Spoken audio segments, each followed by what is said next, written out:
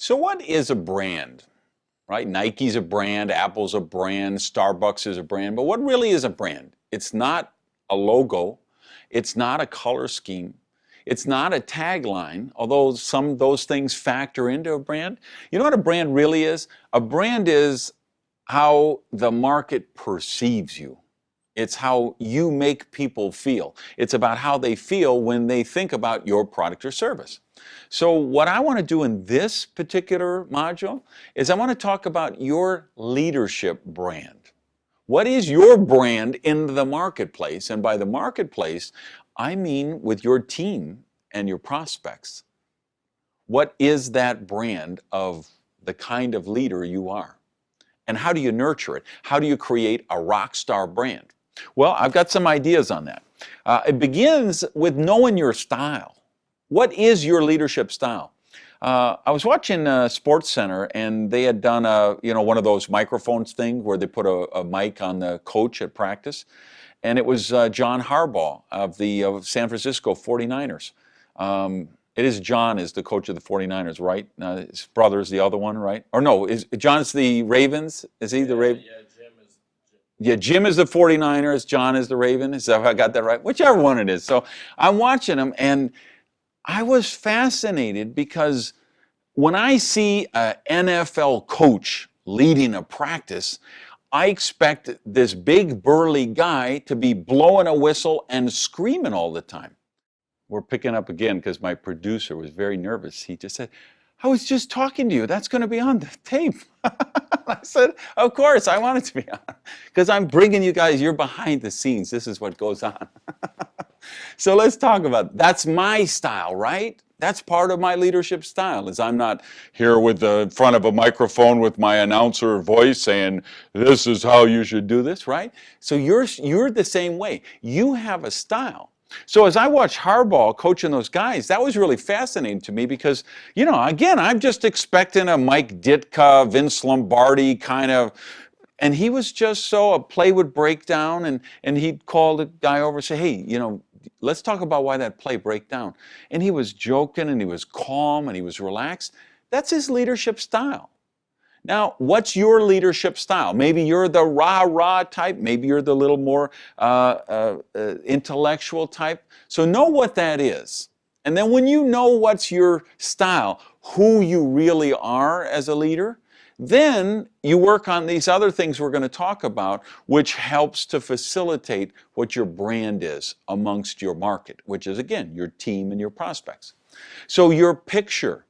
I can't tell you how many people I meet in this profession who are really successful and they don't have a good picture of themselves.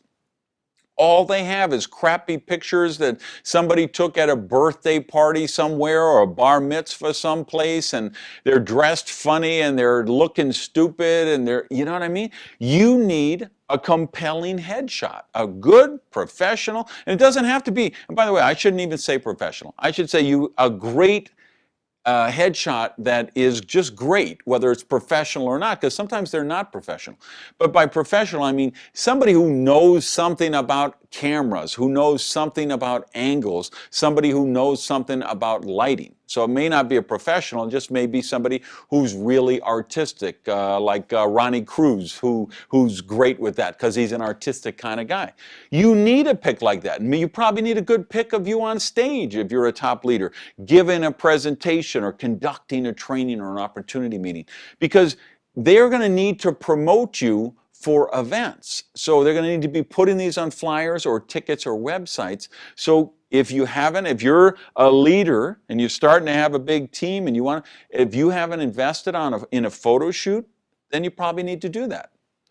A bio. Every leader should have a bio so that when you're going to a town and they want to make up a flyer and let people know you're coming, or they're just talking about you, they need to have a bio, which you prepare, and don't make it's all boring. Jim went to Loyola University where he majored in, electrical engineering, and he graduated in 1979 with a 2.9 grade. Nobody cares about that stuff. The bio is what your gifts and your talents are and how they relate to the prospect. So, Jim is a single father raising 3 children on his own, yet leads a team of more than 20,000 people, helping them live their dreams.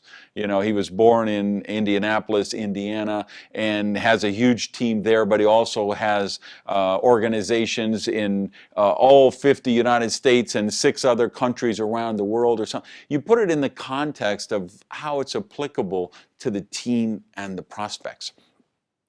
Next thing on this list is an introduction. You have a standard, regular introduction for any time somebody's introducing you at a major event that is based on your bio, based on your leadership style, but again, gets in the key points and sets the stage. Because nothing worse than, hey, you know, the next guy you're going to hear from needs no introduction. With no further ado, here's Jim Smith. Oh, come on. Set the stage. You know, there's some show business in all of this as well. We need to create expectations for every audience, every event, all those kind of things.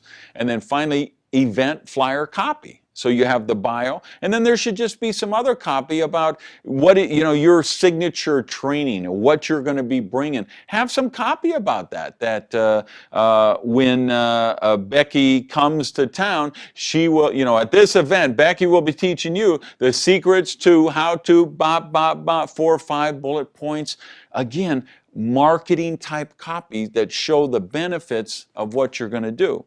So now, instead of people, you know, hunting around in the dark and guessing at it or de-edifying you or just doing ridiculous introductions or ridiculous promotions, they actually have the tools they need to edify you in the proper way, so you're going to get the best results. They're going to get the most amount of prospects there. They're going to get the most amount of team members there, and you will have created the expectation for what your brand as a leader is, and put yourself in a position to deliver on that brand as a leader.